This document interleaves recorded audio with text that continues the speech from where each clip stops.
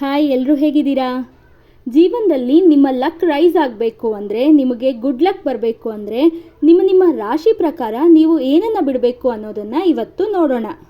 ನೀವು ಮೇಷರಾಶಿಯವರಾಗಿದ್ದರೆ ಅಹಂಕಾರನ ಬಿಟ್ಟು ನಮ್ರತೆಯನ್ನು ನಿಮ್ಮದಾಗಿಸ್ಕೋಬೇಕು. ವೃಷಭ ರಾಶಿಯವರು ಜಾಸ್ತಿ ಆಸೆ ಪಡೋದನ್ನು, ಎಕ್ಸ್ಪೆಕ್ಟೇಷನ್ಸ್ನ ಬಿಟ್ಟು ತೃಪ್ತಿಯಿಂದ ಇರೋದನ್ನು ಕಲಿಬೇಕು.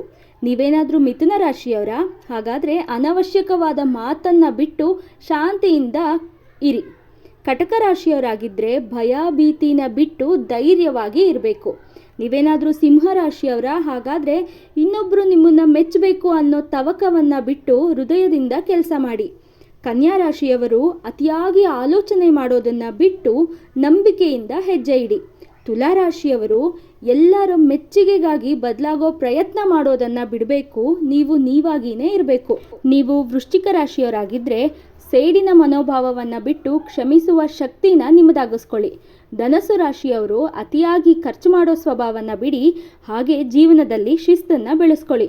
ಮಕರ ರಾಶಿಯವರು ಕಠಿಣ ಮನಸ್ಸನ್ನು ಬಿಟ್ಟು ಸ್ವಲ್ಪ ಮೃದುತ್ವವನ್ನು ತೋರಿಸಿ.